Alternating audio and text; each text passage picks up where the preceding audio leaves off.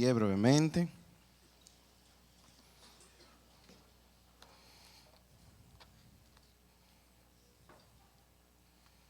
Se me cayó la notita por ahí. Tómense de la mano. Te damos gracias, Padre eterno, en esta mañana. Bendecimos tu nombre. Honramos tu presencia en medio nuestro. Razón de nuestra reunión, razón de nuestra alabanza, razón, Señor amado, de nuestra adoración. Nuestras ofrendas son para ti. No solo el dinero, sino la alabanza que sale de nuestros labios, Señor. Te damos gracias. Adoramos el nombre de Jesús en este lugar. El nombre de Jesús exaltado en nuestra vida, en nuestra familia, en nuestra casa, en nuestra nación, en nuestra República Dominicana, Dios eterno. Y que nosotros podamos ser un ente, Padre, multiplicador de tu bendición, de tu palabra, de las buenas nuevas de salvación. En esta mañana, Señor, bendice a tu pueblo a través de tu palabra. Toda persona, Dios eterno, que vino rogándote, Padre, por una respuesta. Toda persona que vino buscando una palabra. Toda persona que vino buscando sanidad, no solo del cuerpo, sino del alma, la reciben esta mañana en el nombre poderoso de Jesús. Oramos, Señor eterno, por gloria en esta hora, rogándote, Padre, que tú le visites en este lugar y que ella pueda recibir sanidad del cielo, porque por tu llaga nosotros hemos sido curados y hemos visto testimonios de que Cristo sigue sanando hoy día, de que Cristo sigue transformando. Tu sangre tiene poder.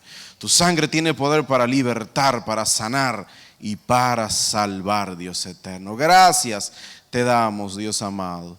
En el nombre de Jesús, úsame para tu gloria. Amén.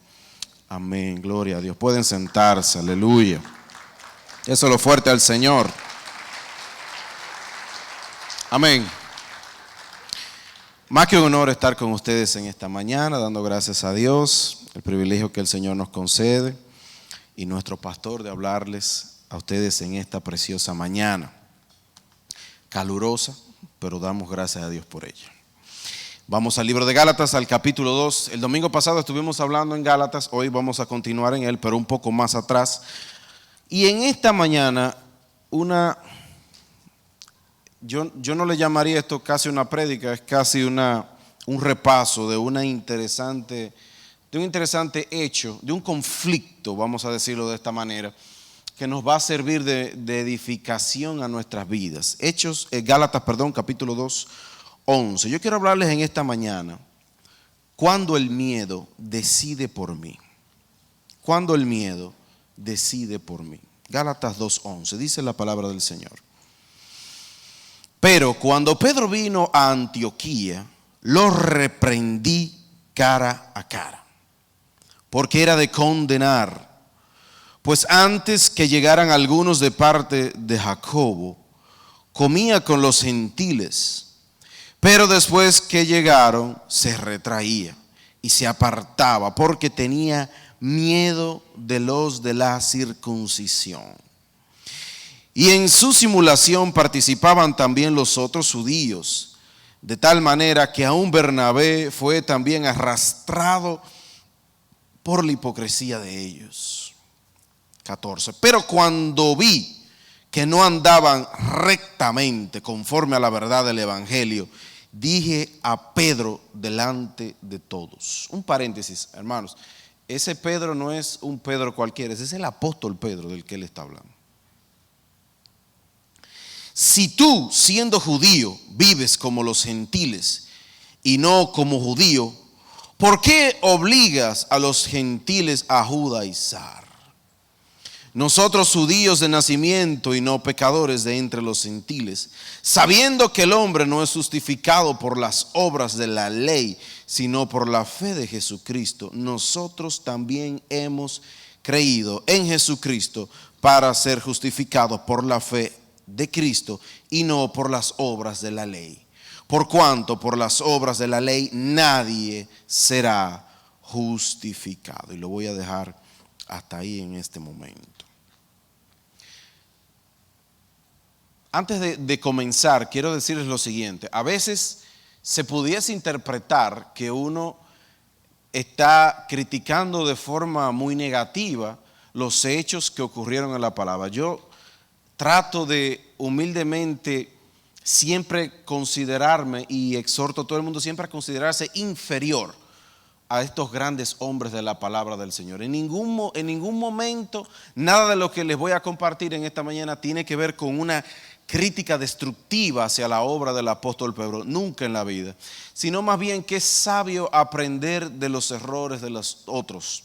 Es sabio ver dónde los otros flaquean, y como todos ustedes se han dado cuenta, la palabra del Señor, a diferencia de cualquier otro libro, te habla los puntos fuertes y te muestra también los puntos débiles de sus grandes hombres. ¿Para qué? Para que tú y yo podamos aprender de esas situaciones y no cometamos los mismos errores. Ahora bien, la carta a los Gálatas es escrita por el apóstol Pablo. Es la única carta que el apóstol a los gentiles escribe de forma genérica a varias iglesias. En el capítulo 1, en el verso 2 y en el 1 también se nota claramente que él está hablando a las iglesias en Galacia. Habían varias iglesias en esta ciudad que se encontraba en Asia Menor, lo que hoy en día puede ser reconocido como Turquía. Había varias iglesias en Turquía y él se dirige a ellas como las iglesias en Galacia. Un evento muy importante que ocurrió en el tiempo de los apóstoles fue lo que se llamó como el Concilio de Jerusalén. La historia ubica este evento del que les voy a hablar un poquito más hacia adelante, aproximadamente en el año 49 de la era después de Cristo. La carta a los Gálatas se ubica, no se sabe exactamente la fecha, pero sí se sabe que fue posterior a estos eventos, muy cercano al año aproximadamente 49, pero posterior al famoso Concilio de Jerusalén. Ahora bien, ¿de qué es que trata este conflicto? Cuando usted lee esta carta, la historia, la Biblia, te muestra que el apóstol Pedro era el puntero de los apóstoles del Cordero, era el que siempre estaba adelante, era un hombre un poco, quizás algunos lo pueden catalogar como un poco imprudente, a veces hablaba un poco sin pensar, pero en cierto sentido se veía un trato especial del Señor con el apóstol Pedro, tanto como con Jacobo como con Juan. Eran los íntimos del Señor en ese entonces. Y Pedro, como todos nosotros sabemos, es aquella persona que el Señor le dice que sobre esta piedra edificaré mi iglesia. Es la persona que se queda bajo liderazgo del grupo en aquel momento. Es la persona que cuando desciende el Espíritu Santo de un discurso y se convierte en más de 3,000 personas. Es decir, es una persona ampliamente reconocida por la iglesia del Señor y es probablemente el líder más fuerte a la partida del Señor Jesucristo. Entonces, cuando uno lee aquí esta carta, evidentemente ya Pablo está en pleno ejercicio de su apostolado.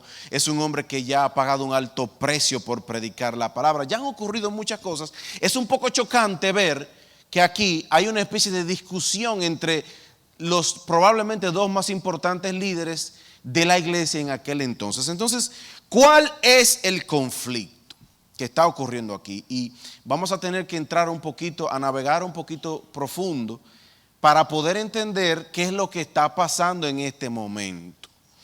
Y el asunto viene de la siguiente manera. Resumiendo un poco el dilema, debemos de entender algo. El cristianismo, cuando comienza, ellos no lo entendían como que iba a ser una especie de una nueva religión. Ellos no lo veían de esta manera. Dense en cuenta que cuando el mismo apóstol Pablo empieza a predicar, él va a visitar sinagogas de los judíos y ellos le empiezan a predicar a los mismos judíos en ese entonces. Ellos no lo veían como que iba a ser algo totalmente independiente, sino que ellos lo veían como quizás una especie de una, vamos a decirlo de esta forma, como una evolución, como algo nuevo que se había agregado, pero no lo veían como algo totalmente aparte hasta ese momento. Y algo importante es que ya evidentemente había llegado el esperado Mesías, ya ellos entendían que había llegado el Cordero de Dios, que había pagado por el pecado de la humanidad, pero algo que nosotros vemos en la palabra es que de la misma forma como el Señor se le hizo muy difícil, por así decirlo, sacar a Egipto, sacar la mentalidad del pasado del pueblo, asimismo se le hizo vamos a decir de esta manera, para Dios no es nada imposible, pero síganme la línea de pensamiento. Vemos que en la historia de la iglesia se le hace difícil, es dificultoso, es un arduo trabajo para el Señor hacer que su pueblo entienda el nuevo pacto de la gracia, de que ya no están viviendo por sus propias obras, de que no se pueden justificar ellos mismos, sino que ahora están viviendo bajo el nuevo pacto de la gracia establecido por la sangre que derramó el Hijo de Dios. La revelación de la gracia fue muy complicada para ellos entenderlo. Y ahorita yo les dije al principio, cuando nosotros vemos la naturaleza de este conflicto, nosotros nos podemos dar cuenta de cómo el Señor nos va llevando paso a paso, de cómo el Señor va trabajando con cada uno de nosotros. Y así Dios trabaja contigo también. Dios no viene y te empieza a hacer exigencias que tú no puedes llevar. Dios te va llevando al paso, pero te va moviendo, te va revelando, va tocando tu vida y va trabajando con nuestros corazones. Asimismo, Él empezó a trabajar con la iglesia. Él fue revelando su plan, Él fue revelando su gracia. Pero aquí podemos ver que incluso más de 15 años después de que el Señor ya se había ido, todavía había cierto conflicto con este asunto de aceptar a los gentiles plenamente como miembros de la iglesia del Señor. Había un conflicto, había una especie de discriminación, por así decirlo. El libro de Hechos en el capítulo 11 nos muestra, no lo tiene que poner Alejandro, nos muestra cómo el evangelio empezó a ser predicado en medio de los gentiles. Lo gracioso del caso es que se muestra claramente que no fue algo planificado, sino que fue el Señor que provocó que esas cosas ocurrieran. A veces ocurren cosas en nuestras vidas que nosotros no la estamos pensando, que nosotros no las sabemos, pero es Dios que se está moviendo detrás de esas cosas. Y lo que al principio aparentemente es algo malo, Dios lo cambia para que sea algo de bendición.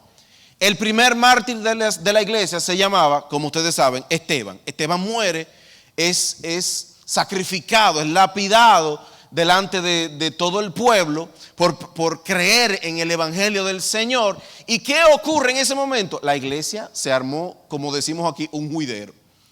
Todo el mundo tiene que salir corriendo y la iglesia se divide en diferentes, la gente sale corriendo a diferentes lugares porque se arma una especie de persecución en contra de la iglesia. Algunos creyentes terminan en una ciudad que se llamaba Antioquía. Y la Biblia ni siquiera dice el nombre de esos creyentes, pero ellos eran judíos y hablaban solamente la palabra del Señor con judíos. A algunos de ellos se les ocurrió la brillante idea de empezarle a predicar sin que nadie le dijera, sin que nadie les mandara, a empezarle a predicarle a gentiles, a no judíos.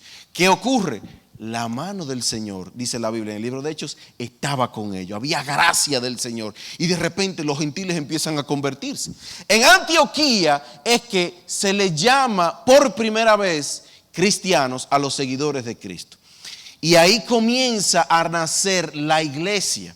En Jerusalén se enteran de lo que está ocurriendo y deciden enviarles, los apóstoles y los ancianos deciden enviarles a Bernabé, quien posteriormente lleva a un hombre que por aquel entonces se conocía como Saulo de Tarso, que ya estaba convertido, y van a Antioquía y continúan predicando la palabra del Señor y la iglesia empieza a crecer, la iglesia empieza a multiplicarse, hay salvación, hay gozo, empieza a correr la noticia, pero hay un problema.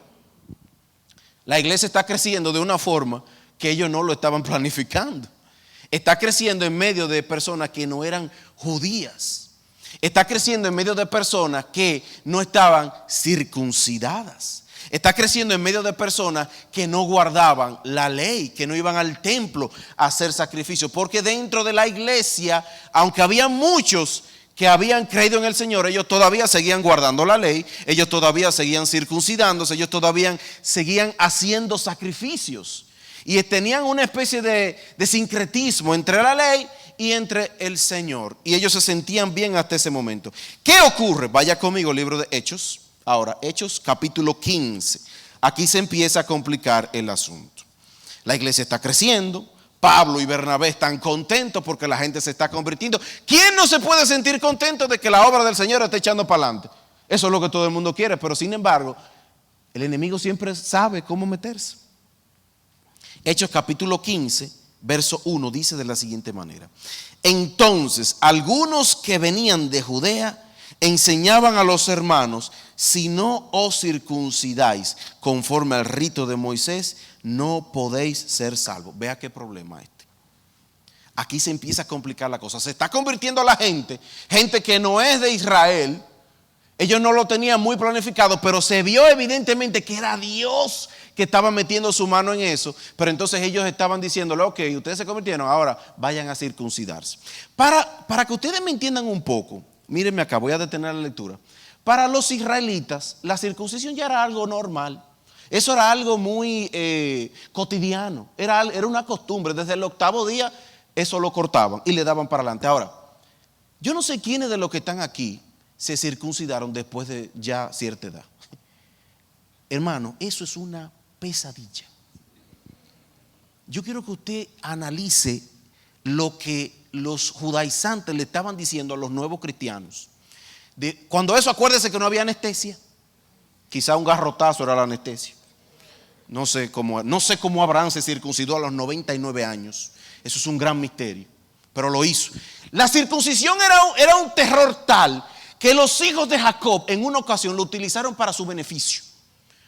Unos habitantes de un pueblo violaron a una hermana de ellos y después el violador se enamoró de su hermana y ellos inventaron la excusa: tú quieres estar en otra familia, ok, circuncídense primero para que los aceptemos. Y ellos dijeron: pues está bien, vamos a circuncidarnos. El dolor era tan fuerte que ellos aprovecharon el proceso de dolor y mataron a un pueblo entero porque estaban indefensos. Entonces yo quiero que usted analice, porque a veces uno lee cosas así medio rápido. Yo quiero que usted analice lo que los judaizantes le estaban pidiendo a los nuevos creyentes. Ay, yo vine a Cristo, aleluya. Yo estoy en los caminos del Señor. Tú estás en los caminos del Señor. Tú tienes que circuncidarte, aleluya. Tú tienes que guardar la ley. Que yo tengo que. Eso le estaban pidiendo a ellos. Entonces, ellos le están diciendo esto. Entonces aquí viene Pablo, verso 2. Pablo y Bernabé, quienes eran los que estaban en Antioquía, entonces están viendo esta situación, tuvieron una discusión y contienda no pequeña con ellos. Por eso se dispuso que Pablo y Bernabé y algunos otros ellos subieran a Jerusalén a los apóstoles y a los ancianos para tratar esta cuestión. Ellos pues, habiendo sido encaminados por la iglesia, pasaron por Fenicia y Samaria, contando la conversión de los gentiles, y causaban gran gozo a todos los hermanos. Al llegar a Jerusalén fueron recibidos por la iglesia, por los apóstoles y los ancianos, y refirieron todas las cosas que Dios había hecho con ellos. Pero algunos de la secta de los fariseos que habían creído se levantaron diciendo: es necesario circuncidarlos y mandarlos que guarden la ley de Moisés. Mírenme acá, ¿qué es lo que está pasando acá? Cristianos. Pero ¿de dónde venían ellos? Ellos venían del partido, de la secta de los fariseos. Es decir, ellos habían creído en Cristo, pero seguían manteniendo sus viejas costumbres y sus viejas creencias. Y querían imponerle a los nuevos algo que Dios mismo no quería que les impusieran. ¿Qué no quiere decir esto, amado hermano? Cuando yo vine a Cristo, yo tengo que convertirme de corazón y entender que, como dice la palabra, de modo que si alguno está en Cristo, nueva criatura es. Las cosas viejas pasaron, todas son hechas nuevas. Aleluya. Yo tengo que convertirme de corazón, no a medias, no por mitad. Esto no es que yo vengo a Cristo, pero mantengo un poquito de lo pasado. No, Dios te ha hecho una nueva criatura. Dios ha lavado tus pecados con la sangre del Cordero. El creer en aquel entonces que por encima del sacrificio de Cristo todavía había que hacer ciertos rituales de la ley era menospreciar lo que Cristo había hecho. Y lo triste del caso era que la única persona que lo había comprendido en su totalidad era el apóstol Pablo. ¿Cuántas veces nosotros ponemos nuestra confianza en nuestros propios actos? ¿Cuántas veces nosotros entendemos que sí Dios me ha salvado, que sí Dios puede utilizarme, que sí Dios tiene planes para conmigo, pero aún por encima de eso yo creo que yo mismo por mis propias fuerzas puedo lograr algunas cosas? Amados, Cristo lo dijo de esta manera: separados de mí, ustedes nada. Y nada en hebreo, en griego, en inglés, en alemán, nada es nada, amados hermanos. separados de mí, nada ustedes pueden hacer. Señores, ¿qué es lo que nosotros no hemos creído? ¿Qué es lo que nosotros no hemos creído? Que a veces creemos que separados de Dios nosotros podemos hacer algo. Señores, si Dios quiere quitarnos de un sitio, Dios nos quita en un momento. Si Dios quiere abrirnos una puerta, Dios la puede abrir por encima de todo tu esfuerzo. Lo que tú no has conseguido en 15 años, Dios lo puede hacer en 5 segundos. Por tu vida, todos nosotros lo que hacemos debemos depender de la providencia del Señor. Debemos depender de la voluntad del Señor. Así que ellos se habían convertido, ellos venían del fariseísmo, y aunque habían creído en Jesús, todavía tenían esas reglas, todavía tenían esas estructuras de la ley. La ley vino para mostrar nuestros pecados. Ellos querían que ellos cumplieran algo que ellos mismos no podían hacer. Porque la ley nos mostró nuestras debilidades. La ley vino para mostrarnos nuestras flaquezas. La ley vino para mostrarnos que real y verdaderamente el hombre necesita un Salvador. Que necesitamos a Jesús.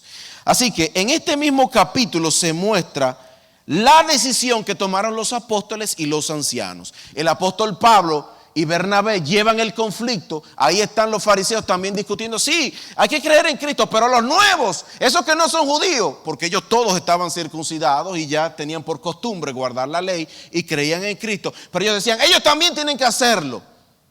Se reúnen los apóstoles. Vamos al verso 27 del capítulo 15 y deciden lo siguiente.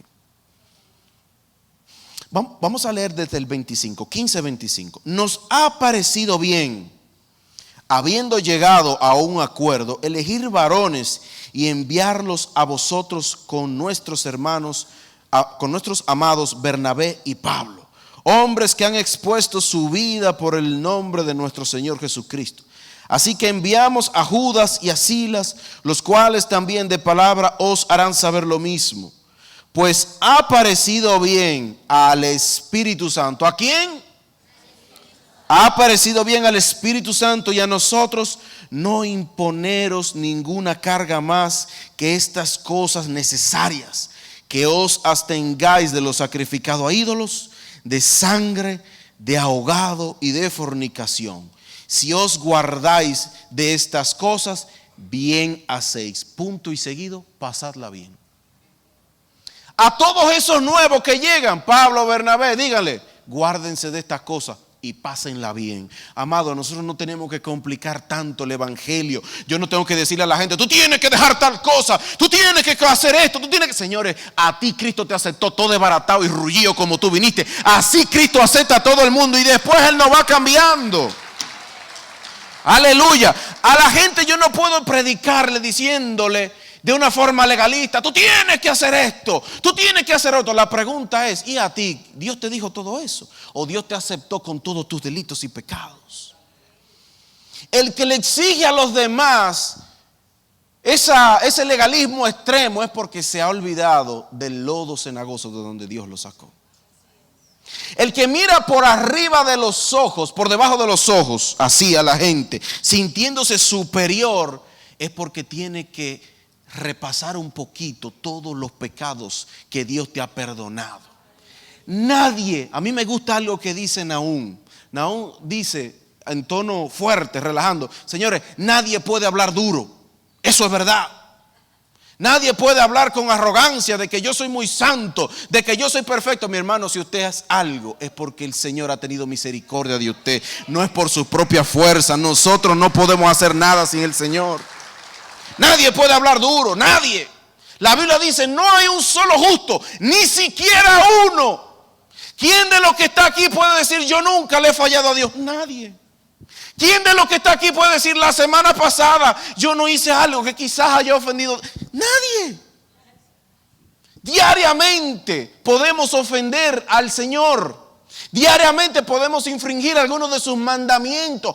Por eso la palabra del Señor nos muestra que esto no es por lo que yo hago, esto es por lo que Cristo hizo por mí, que Él pagó el precio por todos nosotros. Ahora bien, ¿qué entonces pasó aquí?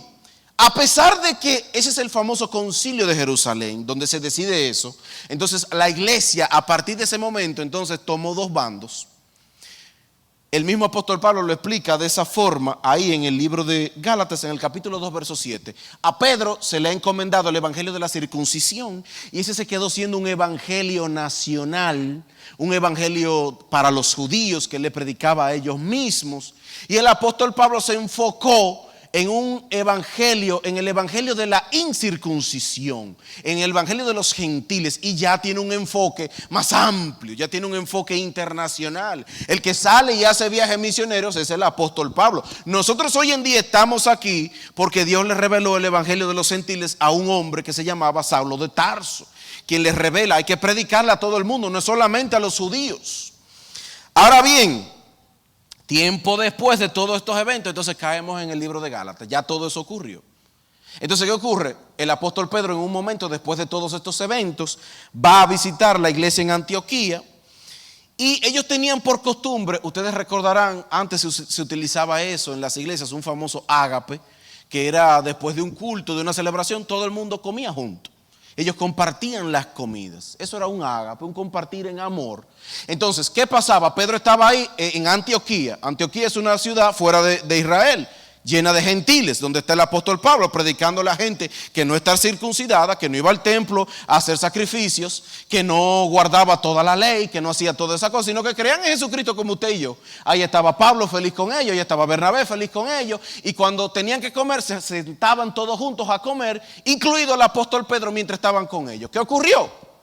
Un día más que otro llegan un grupo de los que son de los judaizantes, de los que entienden, ok, los aceptamos que aceptan a Cristo, pero ellos tienen que circuncidarse, aleluya. Ellos tienen que guardar la ley, tienen que hacer eso. Entonces, ¿qué ocurría? Llegan a este grupo y Pedro, cuando ve que ellos están ahí, cuando llega la hora de comer, entonces, en vez de hacer lo que hacía normalmente, que era comer junto con ellos, entonces se apartaba de ellos, como hacían los judaizantes que no comían con gente que no eran judíos, que no guardaban la ley, que no estaban circuncidados. ¿Qué mensaje mandaba esto? ¿Cuál era la importancia de este mensaje y por qué genera una discusión tan fuerte? Yo quiero que usted analice el carácter del apóstol Pablo. No solamente reprende públicamente al apóstol Pedro. Recuérdense al principio que dije que yo no estoy hablando mal de Pedro. Estamos analizando esta situación. No solamente reprende públicamente a Pedro, sino que el hombre tiene un carácter tan fuerte y tan determinante que lo dejó escrito en una carta para que quede registrado eternamente que eso no puede volver a ocurrir. Pedro entonces hace este asunto y ¿qué determinaba? ¿Cuál era la implicación de lo que Pedro estaba haciendo? Mientras Pedro comía con ellos, era un mensaje de yo no te rechazo, era un mensaje de yo estoy contigo, era un mensaje de yo confirmo lo que Dios está haciendo en tu vida. Le está hablando el apóstol Pedro, le está hablando el hombre que caminó sobre las aguas, le está hablando el hombre que comió, que vio personalmente al Señor. Era un mensaje de confirmación, era una afirmación para ellos. Era muy importante lo que le estaba haciendo. Así que cuando llegan los del otro lado y entonces Pedro comienza a hacer esto, eso enfurece en tal manera a Pablo. ¿Por qué? Porque la acción de Pedro arrastró consigo a otras personas. Ahora, pregúntense ustedes, ¿por qué a Pablo le molestaba tanto esto? Porque mis acciones, yo no puedo pensar solamente en mí. Yo tengo que pensar en lo que afecta mis acciones a las demás personas. ¿Cómo se sentían esos cristianos gentiles al ver que ahora Pedro lo estaba como rechazando? ¿Cómo afectaba eso su fe? ¿Cómo afectaba eso su corazón? ¿Cuál es el cuidado mayor del Señor? Señores, Jesús dijo una palabra que cuando usted lo analiza, literalmente es como dijo un amigo mío. Jesús tenía tal cuidado de los pequeñitos, de los débiles en la fe, que dijo, imposible es que no vengan los tropiezos. Pero dice, mas hay de aquel por quien vengan los tropiezos. Y dice, mejor le fuera que se atare una piedra y se tirare al fondo del mar. En palabras contemporáneas, Jesús dijo, mejor le fuera que se suicidara a una persona que sirva de tropiezo a un pequeñito. Hay muchas cosas que a ti personalmente, a ti eso no te hace nada. Hay muchas cosas que a ti personalmente no afectan tu fe. Pero tú lo que quizás no te has puesto a pensar es, si una persona que tiene una debilidad en esa área, al verte a ti haciendo eso, su fe va a ser afectada. O su fe va a ser lacerada, su fe va a ser lastimada. ¿Qué va a pensar una persona? Quizás a ti no te hace nada hacer cierto tipo de cosas. Pero si otra persona te ve, puede que ese día esa persona se vaya de boca. Puede que ese día esa persona diga, pero si el hermano fulano de tal hace eso, eso no es nada. Para ti eso no es una debilidad, pero para esa persona puede que sí. Por tanto, cuando yo hago este tipo de cosas, estoy pecando de egoísta. Estoy solamente pensando en mis propios intereses y no estoy pensando en el cuerpo de Cristo. El problema del apóstol Pedro, dijo Pablo, fue el siguiente. Capítulo 2, verso 12. Gálatas, capítulo 2, verso 12. Pues antes que llegaran algunos de parte de Jacobo, comía con los gentiles. Pero después que llegaron se retraía y se apartaba. Presta atención aquí, porque tenía miedo. Porque tenía miedo de los de la circuncisión. ¿Cuál es el aspecto más importante de todo esto? Lo que mucha gente no se ha detenido a analizar es que ese asunto ya Dios se lo había revelado al apóstol Pedro. Ya Dios había trabajado con la mentalidad de Pedro para que entendiera que el evangelio no era solamente para los judíos, que no era solamente para los hebreos, sino que Dios le había mandado a predicarla a todo el mundo. El libro de Hechos en el capítulo 10 muestra que Dios le muestra a Pedro una visión antes de mandarlo donde un hombre que se llamaba Cornelio, que era un centurión, un hombre gentil. Y la visión era que bajaba un manto con animales cuadrúpedos, de reptiles, con aves, animales que no eran permitidos bajo el ritual de la ley comer para los judíos. Cuando Pedro ve esto, escucha una voz del cielo que le dice, mata y come. Escucha a Dios, dice la Biblia, que le dice, Pedro, mata y come. La respuesta de Pedro, no, Señor. Por estos labios no ha pasado nunca ninguna cosa inmunda. La respuesta de Dios para Pedro, no llames tú inmundo lo que yo he limpiado. Amados hermanos, yo no soy nadie para desaprobar lo que Dios ha aprobado. Yo no soy nadie para juzgar a quien Dios no ha juzgado. Yo no soy nadie para condenar a quien Dios ha salvado. Señores, si a Dios le place salvar a quien Él quiere salvar, eso no es asunto mío, eso es asunto de Dios. Si Dios le place dar un mayor grado de honra a otra persona, eso es asunto de Dios, eso no es asunto mío. Luego de la resurrección, Pedro tiene una conversación con Jesús. Jesús le profetiza a Pedro, cuando tú seas viejo, alguien va a ceñirte y te llevará donde no quiera, haciéndole entender el tipo de muerte que él iba a tener. El Señor le está diciendo, tú vas a morir de esta forma. Ah, ok. Y Pedro dice, Pedro ve que Juan está ahí, ¿y este cómo va a morir? Y la respuesta de Jesús fue, ¿qué le dijo Jesús? ¿Y a ti qué te importa? Jesús le dijo a Pedro, ¿y a ti qué te importa? O sea, porque el Señor le dijo algo a Pedro. Pedro está, yo voy a morir así. ¿Y este cómo va a morir? Vamos a ver, tú vas a morir peor entonces. No, ¿y a ti qué te importa? Y le dijo, si yo quiero que Él esté hasta que yo vuelva, ¿a ti qué? ¿Qué me quiere decir eso, amados hermanos? Yo tengo que enfocarme en mi vida, en darle cuenta a Dios de mis actos, porque le vamos a dar cuenta a Dios, no en grupo, yo le voy a dar cuenta a Dios de mi vida. Yo le voy a dar cuenta a Dios de mis actos. Por tanto, yo tengo que ver bien cómo yo estoy pisando delante de la presencia del Señor. Yo tengo que analizar esas cosas. Entonces, el miedo, terminando ya, fue el factor determinante para una decisión fallida, una decisión funesta, un capítulo en la vida de Pedro que quizás él hubiese querido retirar. ¿Qué nos afecta el miedo? Yo quiero hacerte las siguientes preguntas. Alguien dijo una vez que el miedo es la fe del diablo.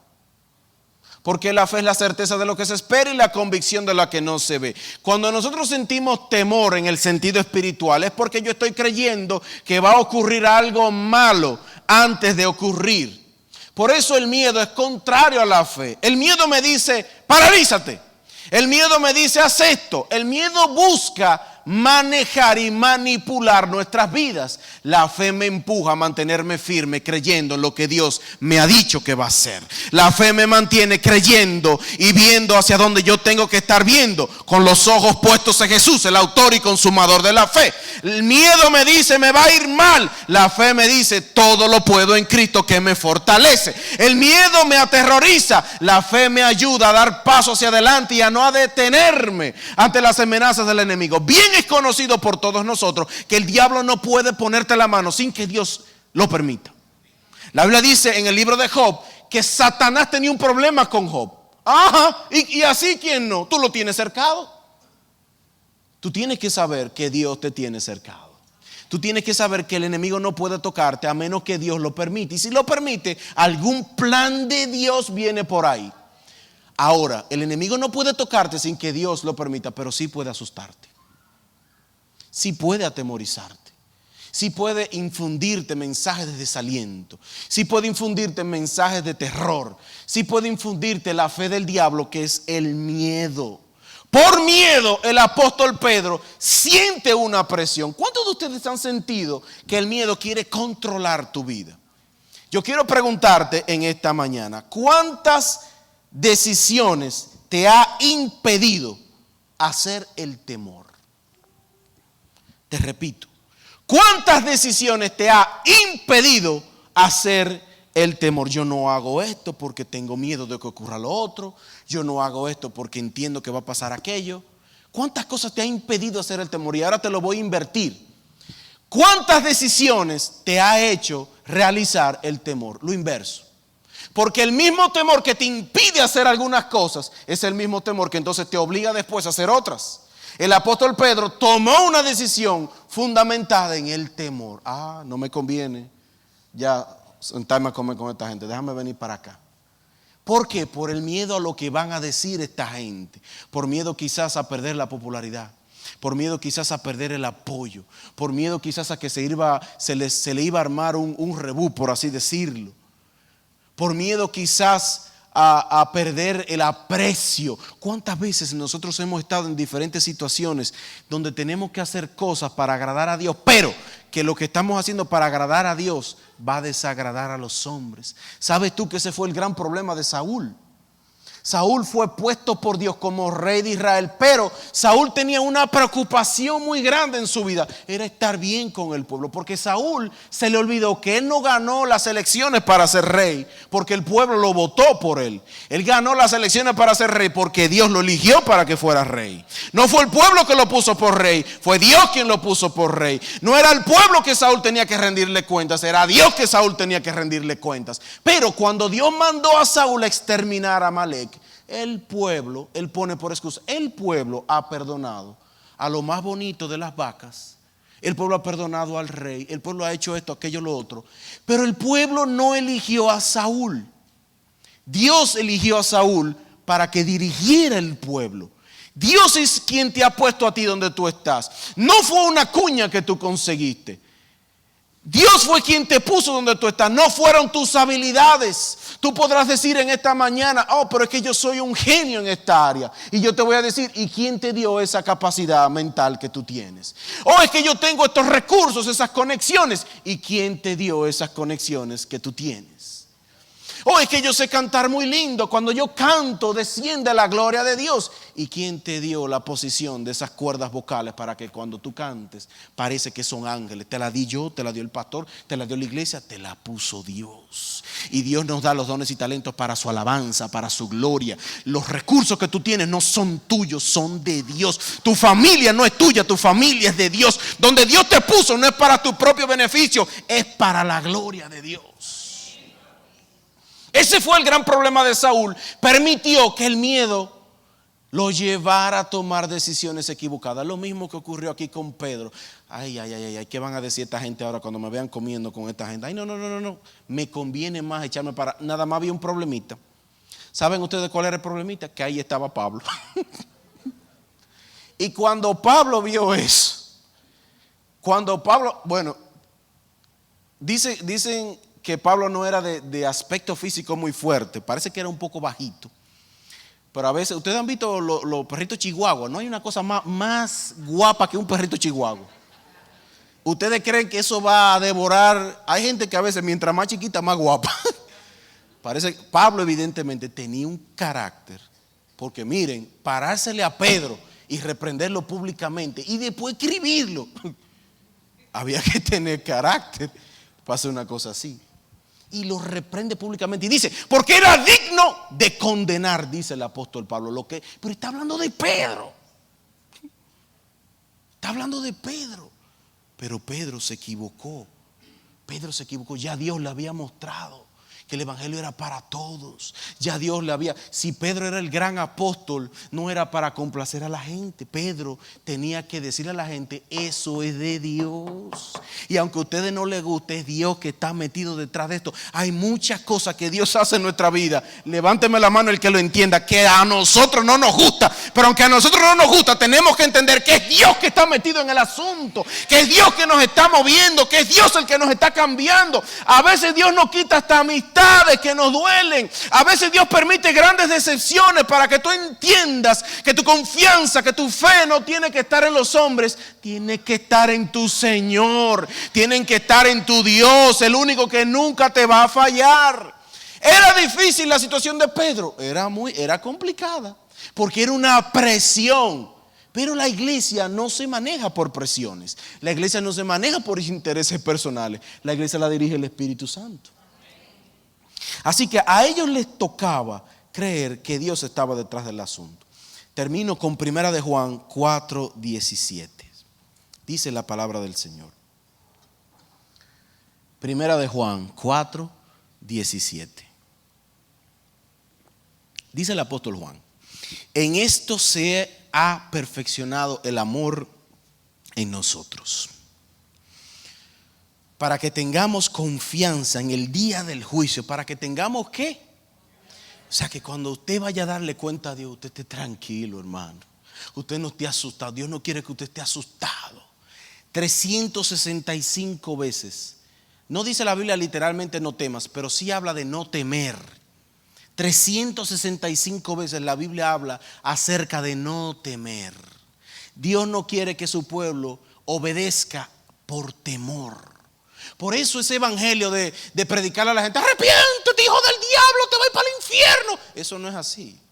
No es por miedo que la gente tiene que venir al Señor. Porque cuando deje de sentir el temor se va a ir. No es por miedo, es por reconocer lo que Cristo hizo por mí. Es por amor, es por humillación. Es porque yo me doy cuenta. Dios no quiere que tú estés aquí, ay, déjame ir acá porque le tengo miedo al infierno. No es por eso. No es por ese temor que hay que venir al Señor. En esto se ha perfeccionado el amor en nosotros, para que tengamos confianza en el día del juicio. Pues como Él es, así somos nosotros en este mundo.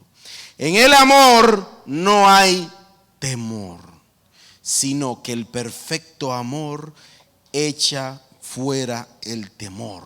Porque el temor lleva en sí castigo, donde el que teme no ha sido perfeccionado en el amor. El temor te está diciendo viene algo malo, lleva consigo castigo. El temor te está diciendo esto, pero cuando esas cosas ocurran yo tengo que arrodillarme, depender del Señor. Señor, ayúdame a decidir no por lo que el temor me está diciendo, sino por tus principios, por lo que tu palabra me está diciendo. Ayúdame a obedecerte por encima de todas las cosas, por encima de todas las circunstancias. Aunque me digan que yo estoy loco, aunque me digan que yo soy un fanático, aunque me digan que me volví un religioso, que me importe más lo que Dios piense que lo que piensen los hombres. Eso mismo dijo una vez el apóstol Pedro: es mejor obedecer a Dios antes que a los hombres. Hay que tener a Dios por encima de todas las cosas. Yo tengo que permitir que el perfecto amor del Señor, yo no puedo acercarme a Dios con un temor de que Él me va a mandar para el infierno, con con un temor de que un rayo me va a caer del cielo. Ese no es el Dios al que nosotros le hemos creído. El Dios al que le hemos creído es un Dios que te ha perdonado. Es un Dios que ha enviado a su Hijo a morir en la cruz del Calvario por ti y por mí. Es un Dios que sigue sanando. Es un Dios que sigue restaurando. Es un Dios que a pesar de tus caídas y de tus tropiezos, Él no te echa en cara tus defectos, sino que te dice: levántate, sino que te levanta, sino que sigue restableciendo su gloria sobre tu vida cada momento. El Dios al que yo le sirvo no es un Dios acusador, es un Dios restaurador. Es un Dios que se ha reconciliado a través de su Hijo. Hay que ver a Dios como lo que Él es. La ley tenía un propósito y ya fue cumplido.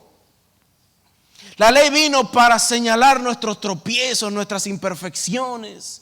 Nadie, ninguno de esos fariseos que estaban pidiendo que cumplieran todo eso, ninguno la pudo cumplir completamente. Solo en esta tierra ha pisado un solo hombre que no quebrantó la ley. Un solo hombre. Jesucristo nuestro Señor. Jesucristo nuestro Señor. Jesucristo nuestro Señor. Y por cuanto Él triunfó, Él me regaló su triunfo a mí. Aleluya. Vamos a estar de pie. Gloria a Dios.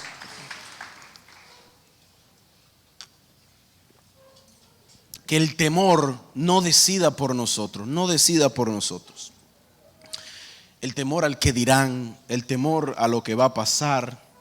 En situaciones espirituales, que el temor no decida por mí. En esta mañana, antes de que terminemos y adoremos al Señor, antes de despedirnos, quiero hacerle una invitación. Si hay aquí alguna persona, algunas que necesitan, que quieren entregarle su vida al Señor, yo quiero darte la oportunidad en esta mañana antes de que terminemos. Toda persona que en esta mañana necesita quizás reconciliarse con el Señor, necesita decidir: ven aquí delante rápidamente, déjame orar contigo antes de que terminemos. Vamos a adorar al Señor.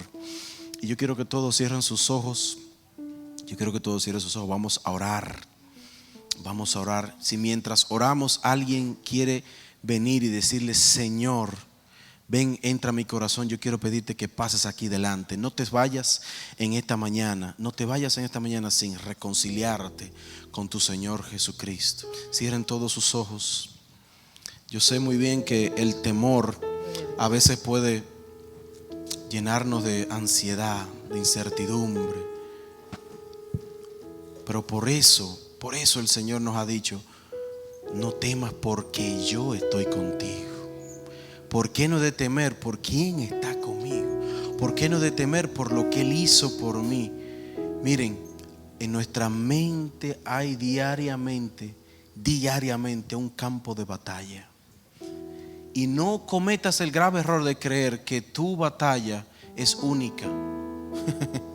A veces lo que nos está pasando a nosotros es un cumpleaños en comparación con lo que le está pasando a mucha gente.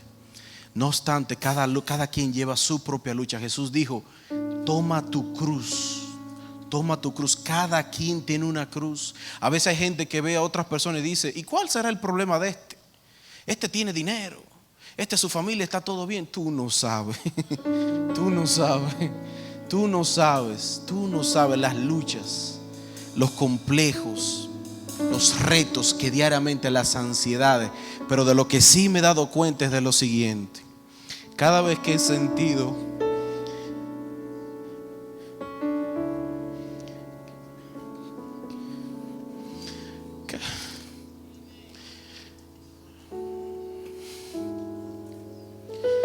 cada vez que me he sentido abrumado por las muchas cargas.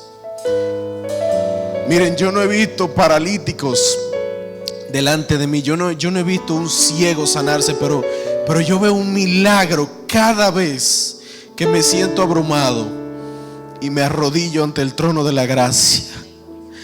Algo empieza a ocurrir. Y cuando me sentía cargado, yo puedo ver cómo literalmente Jesús toma mis cargas y me da descanso. Oh, iglesia, si nosotros pudiéramos entender que en su presencia hay descanso, hay gozo, hay paz.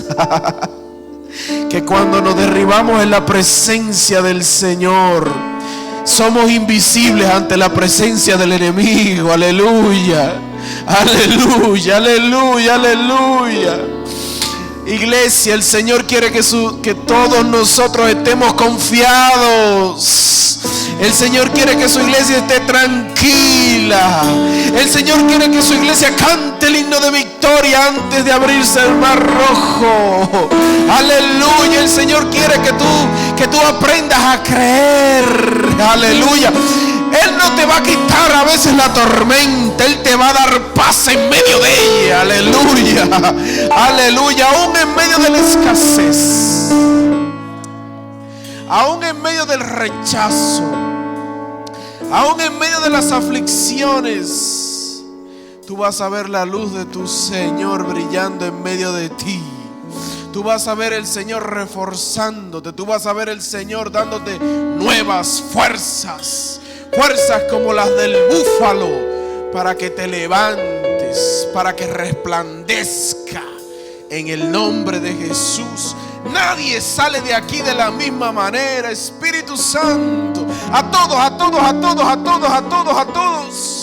Espíritu Santo, glorioso Espíritu Santo, eres nuestro Señor. Eres el dueño de la iglesia. Para ti vivimos, por ti respiramos. Dirige nuestros pasos. Aquellos que están orando por dirección, la reciban. Aquellos que están orando por una situación de conflicto, provéele, Señor, del carácter. Ayúdalos a ver, Señor amado, que en su boca está el milagro. Que en su boca está el milagro. Haya palabra de vida en sus labios y no de muerte. Hay una palabra de fe en ti que se desata en el nombre de Jesús. Aunque suene ridículo, atrévete a creer. Atrévete a creer que tu Dios lo hará. Que tu Dios lo hará. En el nombre de Jesús. En el nombre de Jesús.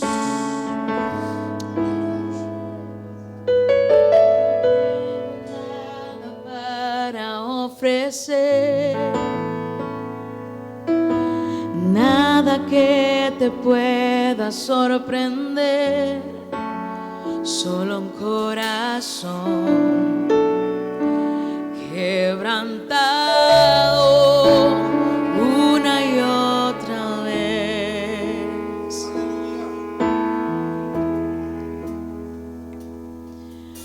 No hay nada que me enamore más, nada que me apasione más, solo tu presencia, solo tu mirada.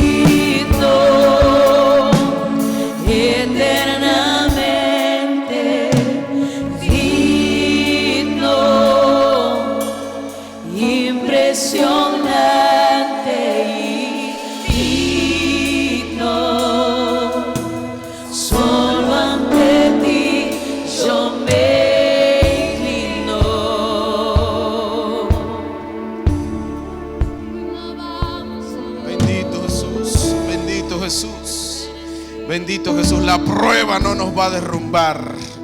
Las dificultades no nos van a arrodillar, Señor. Tu presencia, ante tu presencia nos arrodillamos. No te inclines ante el problema. No te inclines ante la adversidad.